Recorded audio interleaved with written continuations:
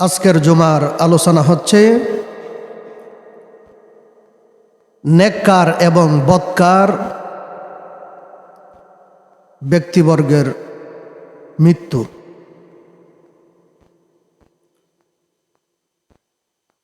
আল্লাহ তাআলা যা কিছু সৃষ্টি করেছেন, আল্লাহর সমগ্র সৃষ্টি জগৎ ধ্বংসশীল, ঠিক না বে ঠিক? আল্লাহ তাআলা যা কিছু সৃষ্টি করেছেন সকল সৃষ্টি নির্দিষ্ট একটা সময়ে ধ্বংস হয়ে যাবে।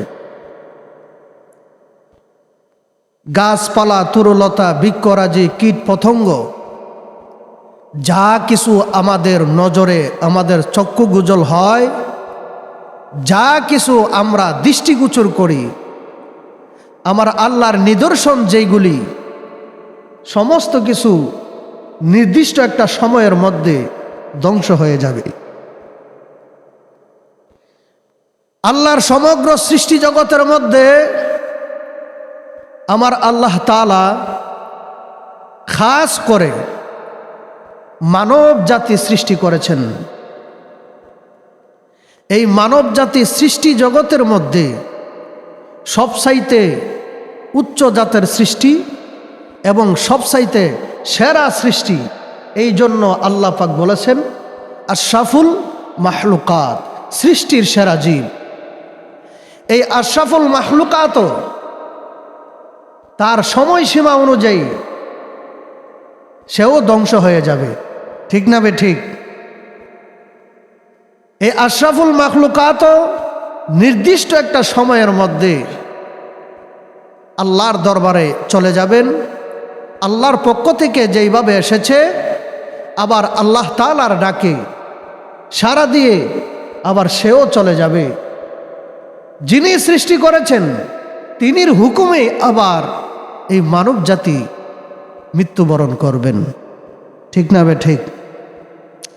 আল্লাহ তাআলা পবিত্র কালামে পাকে ঘোষণা দেন, বিসমিল্লাহির রহমানির রহিম, কুল্লু নাফসিন যায়িকাতুল মাউত। আমার আল্লাহ যা কিছু সৃষ্টি করেছেন সকল সৃষ্টি জগৎ মৃত্যুশীল, ধ্বংসশীল।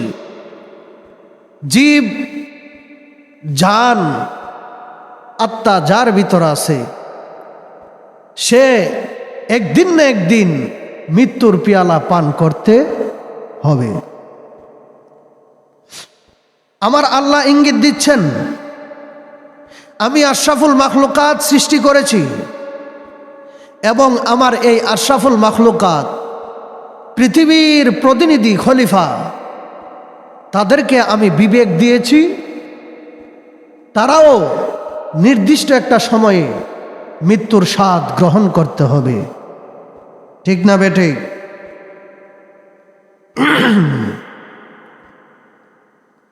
আল্লাহ পাক পবিত্র কালামে পাকে ঘোষণা দেন, ইন্নাল মাউতাল্লাযীনা তাফিরুনা ফিল আরদ ফামুলাকিকুম। এই পৃথিবীর জমিনের সমস্ত সৃষ্টি জগতের ধারে ধারে মৃত্যুর সংবাদ পৌঁছে যায়। সেই যেখানেই থাকবে মৃত্যু সেখানেই পৌঁছবে। সুবহানাল্লাহ। আদ এবং সাদ, সামুদ জাতি, তারা বড় শক্তিশালী ছিল। তারা পাহাড়ের, শক্ত পাথরের পাহাড়ের ভিতরে গুহা নির্মাণ করে সেই গুহার মধ্যে বসবাস করত। এবং সামুদ জাতি বলতো, মান আসাদ্দু আসওয়াতুকুম, আমাদের মতন কেউ শক্তিশালী আছে? আমার আল্লাহ তারা এই কথা বলার সঙ্গে সঙ্গে যে আমাদের মতন শক্তিশালী আর কেউ নাই, এই কথা বলার সঙ্গে সঙ্গে আমার আল্লাহ মৃত্যুর সংবাদ তাদের কাছে প্রেরণ করলেন। সুবহানাল্লাহ বলি। এই সামুদ জাতিকে আমার আল্লাহ মৃত্যুর সংবাদের মাধ্যমে এই পৃথিবীর থেকে তাদেরকে ধ্বংস করে দিয়েছেন, উঠিয়ে নিয়েছেন। এমন কোনো শক্তিশালী জাতি নাই, এমন কোনো শক্তিশালী গোত্র নাই যার কাছে মৃত্যু পৌঁছবে না। ঠিক না বেঠিক? সবার কাছে কিন্তু মৃত্যু পৌঁছবে। নমরুদ সবচাইতে বড় শক্তিশালী খোদা ছিল, সে নিজেকে খোদা দাবি করত। নমরুদের কাছে কিন্তু মৃত্যু পৌঁছেছে, ঠিক না বেঠিক? নমরুদও মৃত্যুর স্বাদ গ্রহণ করতে হয়েছে। নমরুদের পরে আসছে ফেরাউন। ফেরাউনও সবচাইতে শক্তিশালী ছিল। এই ফেরাউনও এক সময় নিজেকে খোদা দাবি করত, সে বড় শক্তিশালী তাকে মনে করত। কিন্তু আমার আল্লাহ এই ফেরাউনকেও মৃত্যুর স্বাদ গ্রহণ করিয়েছেন, ঠিক না বেঠিক? এইরকম ভাবে এই পৃথিবীর জমিনে যতই শক্তি পরাশক্তি হোক না কেন, তাকে নির্দিষ্ট একটা সময়ে মৃত্যুর স্বাদ গ্রহণ করতে হবে। প্যারা হাজরিন, নেককার বান্দাও মৃত্যুর স্বাদ গ্রহণ করতে হবে, বদকার বান্দাও মৃত্যুর স্বাদ গ্রহণ করতে হবে। মৃত্যুর কাছ থেকে কেউ রেহাই পেতে পারবে না। তবে মৃত্যুর এহসানও আছে এবং মৃত্যু কঠিনও আছে। সহজ মৃত্যুও রয়েছে, কঠিন মৃত্যুও রয়েছে। নেককার বান্দার, নেককার ব্যক্তির মৃত্যুর ধরন যেমনি বাবা হবে, একজন বদকারের মৃত্যুর ধরন তেমন হবে না, ঠিক কিনা? প্যারা হাজরিন, এই পৃথিবীর জমিনে অসংখ্য গণিত মানুষ, অসংখ্য গণিত জাতি আসছিল, তারা চলে গেছে এবং অসংখ্য গণিত মানুষ আসবে, তারাও নির্দিষ্ট একটা সময় চলে যাবে। এই অসংখ্য গণিত মানুষের মধ্যে আমি ওই পৃথিবীতে আগমন করেছি, ঠিক না বেঠিক? এই অসংখ্য গণিত মানুষের মধ্যে আপনারাও পৃথিবীতে আগমন করেছেন। আপনাকেও আমাকেও নির্দিষ্ট একটা টাইমে মৃত্যুর স্বাদ গ্রহণ করে এই পৃথিবী ত্যাগ করতে হবে, ঠিক না বেঠিক? এখন বুঝার জন্য বলতেছি, আমার দাদার দাদা, যাকে ফরদাদা বলা হয়, উনি কি দুনিয়াতে আছে না চলে গেছে? চলে গেছে। আমার দাদাও চলে গেছে, আমার বাবাও এক সময় চলে যাবে, আমিও এক সময় চলে যাব। আমি, আমার সন্তান যারা থাকবে তারাও এক সময় চলে যাবে। এই রকম ভাবে এই পৃথিবীতে, পৃথিবীর আদম আলাইহিস সালাম এর প্রেরণের মাধ্যমে অসংখ্য গণিত গোত্র, অসংখ্য গণিত জাত, অসংখ্য গণিত মানুষ আমার আল্লাহ এই পৃথিবীতে সবল অবস্থায় পাঠিয়েছেন এবং দুর্বল অবস্থায় পাঠিয়েছেন। সবল যারা, শক্তিশালী যারা, তারাও এই পৃথিবীতে থাকতে পারে নাই। দুর্বল যারা, তারাও এই পৃথিবীতে থাকতে পারে নাই। অতএব আমাকেও এই পৃথিবীতে থাকার কোনো সুযোগ নাই, আপনাদেরকেও এই পৃথিবীতে থাকার কোনো সুযোগ নাই। নির্দিষ্ট সময়ে মৃত্যুর স্বাদ গ্রহণ করে এই পৃথিবীর থেকে চলে যেতে হবে। এখন মনে করেন, আমার ফরদাদা যদি আল্লাহ তাকে কবর থেকে জীবিত করে এই দুনিয়ার জমিনে তুলে দেন, আমার আল্লাহ চাইলে পারে কি পারে না?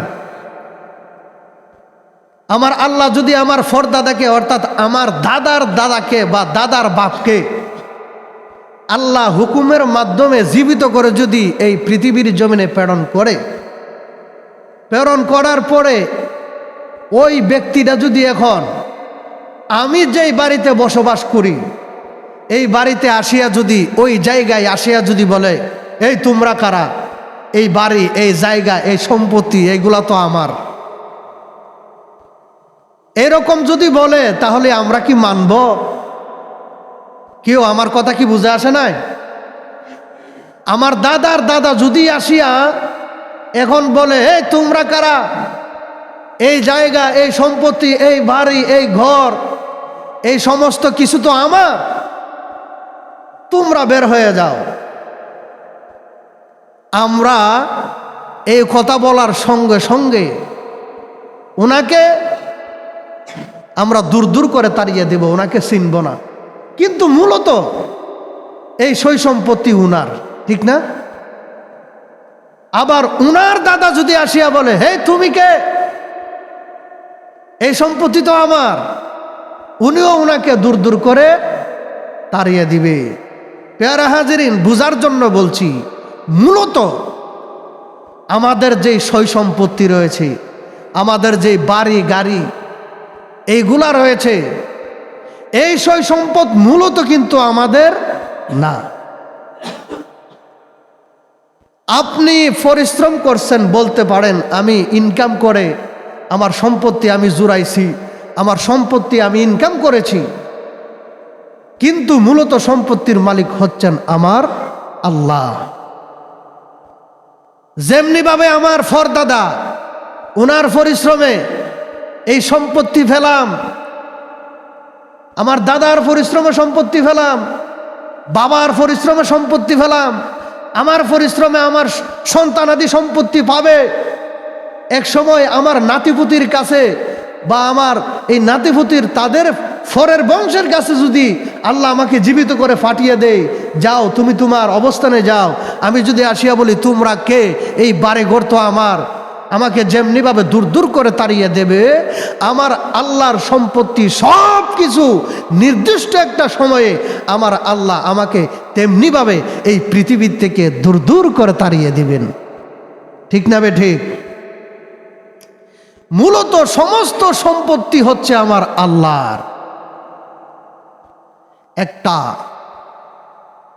গানের মধ্যে শুনেছি, পরের জায়গা পরের জমিন ঘর বানায় আমি রই, আমি তো সেই ঘরের মালিক নই।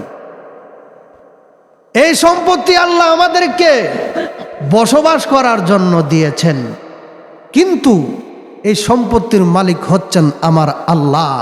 এই জন্য আল্লাহ বলেছেন ইন্নাল মাউতাল্লাযীনা তাফিরুনা ফিল আরদি ফামুলাকিকুম, তুমি যেই জায়গায় অবস্থান করবে মৃত্যু কিন্তু সেই জায়গায় যাবে। তোমার পিছনে সদা সর্বদা আমি মৃত্যু নামক একটা সংবাদ, মৃত্যু নামক একটা খবর লাগিয়ে দিয়েছি।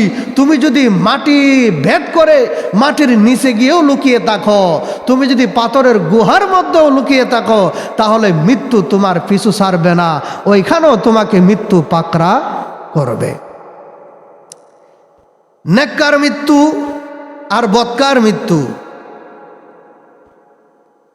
একজন নেককার মৃত্যু তার আমলের মাধ্যমে সে লাভ করতে পারে, সুবহানাল্লাহ বলি। আর একজন বদকার মৃত্যু তার আমলের জন্য সে লাভ করে। কেননা মৃত্যুর সংবাদ কিন্তু সবার জন্য এক, ঠিক না বে ঠিক? না আমার জন্য বলছে যে আমার মৃত্যুটা সহজ হবে, এই কথা কি আল্লাহ বলছে? না আপনাদের মৃত্যু সহজ হবে, এই কথা কি আল্লাহ বলছে? না, মৃত্যুর সংবাদ সবার জন্য এক। এবার ভালো মৃত্যু আর খারাপ মৃত্যু, সহজ মৃত্যু আর কঠিন মৃত্যু, এইটা হবে আমার ব্যবসার লাভ এবং লসের মাধ্যমে, ঠিক না বে ঠিক? আমার কথা বুঝেননি? এখন আমি যদি সৎ কার্য করি তাহলে আমাকে বলা হবে নেককার, আর আমি যদি বদ কার্য করি তাহলে আমাকে বলা হবে বদকার। নেক কার্যের মাধ্যমে আমি হব পুণ্যবান, নেক কার্যের মাধ্যমে আমি হব মুমিন, নেক কার্যের মাধ্যমে আমি হব মুত্তাকি, নেক কার্যের মাধ্যমে আমি হব আবদাল, নেক কার্যের মাধ্যমে আমি হব গাউস, নেক কার্যের মাধ্যমে আমি হব কুতুব, নেক কার্যের মাধ্যমে আমি হব আল্লাহর ওলি। সুবহানাল্লাহ বলি না? নেক কার্যের মাধ্যমে যেমনি ভাবে আমি আল্লাহর ওলি হব, আল্লাহর ওলির মৃত্যু, আর বদ কার্যের মাধ্যমে যার মৃত্যু হবে বদকার্যের মাধ্যমে, যাকে বদকার বলা হবে, গুনাহগার বলা হবে, নালায়েক বলা হবে, নাখানদান বলা হবে, অপদার্থ বলা হবে, অপদাস্ত বলা হবে, একজন আল্লাহর ওলি আর একজন বদকারের মৃত্যু, আল্লাহর ওলির মৃত্যু আর বদকারের মৃত্যুর মধ্যে পার্থক্য আছে না নাই? আওয়াজ দিয়ে বলেন না, আছে না নাই? কেন পার্থক্য? আল্লাহ তো মৃত্যুর সংবাদ সবার জন্য সমান করে দিয়েছেন, ঠিক না বেঠিক? এখন আমার মৃত্যু আজরাইল আলাইহিস সালাম নিবে, আমার রুহুটা কে নেবে? আজরাইল আলাইহিস সালাম নিবে। এখন আপনার রুহুটা কি আজরাইল আলাইহিস সালামের কোনো পিএস আছে সে নিবে? না, আজরাইল আলাইহিস সালামই নিবে। মৃত্যুর ফেরেশতা কি দুইজন? মৃত্যুর ফেরেশতা একজনই। এখন ভালো মানুষের মৃত্যু সহজ আর খারাপ মানুষের মৃত্যু কঠিন। এখন ভালো মানুষের মৃত্যু উনার রুহু আজরাইল আলাইহিস সালাম নিব, আর খারাপ মানুষের রুহু আরেক ফেরেশতা নিব, এরকম কি হবে বিষয়টা? না, আজরাইল একই, মৃত্যুর সংবাদ একই। আমার মৃত্যু যদি সহজ হয় আপনার মৃত্যুও সহজ হওয়ার কথা, কেননা মৃত্যুর সংবাদ সবার জন্য এক।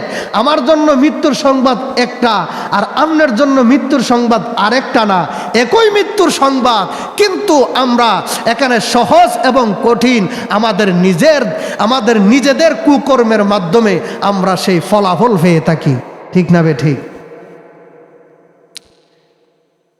সব ছাত্র একসাথে পরীক্ষা দেয় কি দেয় না?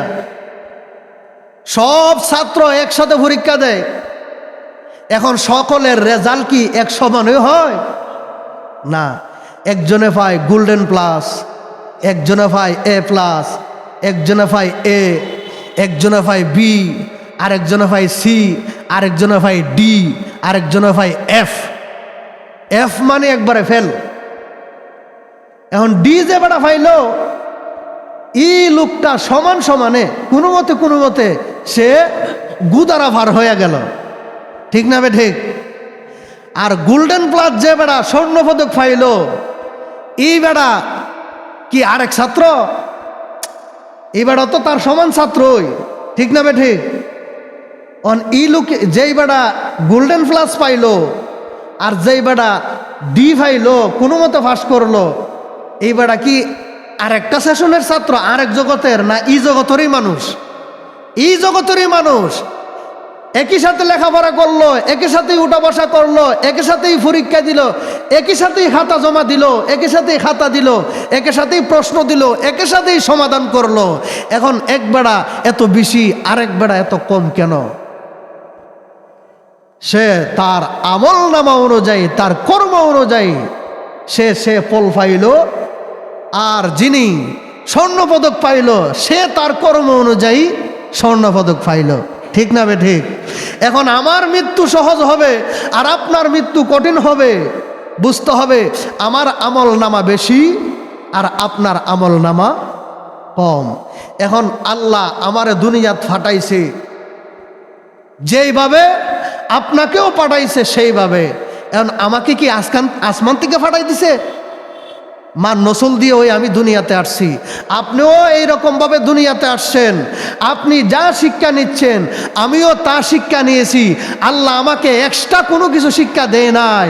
আমি আমার আমলের মাধ্যমে যেমন আমার মৃত্যুকে সহজ করে নিয়েছি, আপনি আপনার আমলের মাধ্যমে আপনার মৃত্যুকে কঠিন করে নিয়েছেন, ঠিক না বে ঠিক? মৃত্যুর আলোচনা অনেক কঠিন। মৃত্যু এমন একটা বিষয় যাকে ধরা যায় না, ছোঁয়া যায় না, অনুভবের বিষয়, অনুভব করতে হয়, ঠিক না বে ঠিক? এখন কি আজরাইল আমার কাছে নাই? আছে। আপনাদের কাছে নাই? আছে। কোনো সময় দৈরা দেখতে পারছেন নি? এটা কি দেখা সম্ভব? না। আমেরিকার বৈজ্ঞানিক মানুষের রুহু কিভাবে আজরাইল নেয় সেটা পরীক্ষা করার জন্য একজন মুমূর্ষ ব্যক্তিকে গ্লাসের ভিতরে ঢুকাইল। এমন গ্লাস বুলেট প্রুফ, বন্দুক দিয়া গুলি দিলেও সেই গ্লাস ভাঙবে না, গ্রেনেড মারলেও সেই গ্লাস ভাঙবে না। এমন একটা গ্লাসের কামরার ভিতরে একজন মুমূর্ষ ব্যক্তি তার পরাণটা চলে যাবে এমন অবস্থায় ঢুকাই দিল যে আজরাইল কোন দিক দিয়ে আসে আর কোন দিক দিয়ে রুহুটা বের হয়ে নিয়ে যায় সেইটা দেখব। নাউজুবিল্লাহ বলতেন না? এমন শক্তিশালী গ্লাসের ভিতরে এই ব্যক্তিকে ঢোকানোর পরে তাদের সিসিটিভি যত ধরনের উপক্রম ক্যামেরা আছে রেকর্ড করার জন্য সব কিছু লাগানোর পরে দেখতেছেন এই ব্যক্তির ভিতরে আর পরাণ পাখি নাই। বৈজ্ঞানিক হতাশ হয়ে তার সিসিটিভির সমস্ত কিছু দেখতে লাগলো, কোনো কিছুতেই ধরা পড়লো না। এবার সে তল্লাশি করতে করতে ইনকোয়ারি করতে করতে দেখে তার গ্লাসটা চুল পরিমাণ একটু ফাটা মারছে। আল্লাহু আকবার বলতেন না? চুল পরিমাণ একটু পাটা দেখা যায়। এই চুল পরিমাণ ফাটা দিয়া এই ব্যক্তির রুহটাকে আজরাইল আলাইহিস সালাম আল্লাহর কুদরতিভাবে নিয়ে গেছেন। ঠিক না বে ঠিক? মৃত্যুকে কেউ দেখতে পায় না, ধরার বিষয় না। মৃত্যুকে কেউ ধরার বিষয় যদি থাকতো তাহলে সদা সর্বদা মৃত্যুকে ধরে রাখতো, কাউকে কারো রুহু নেওয়ার জন্য মৃত্যুকে দিত না, সবসময় বাধা প্রদান করত। ঠিক না বে ঠিক?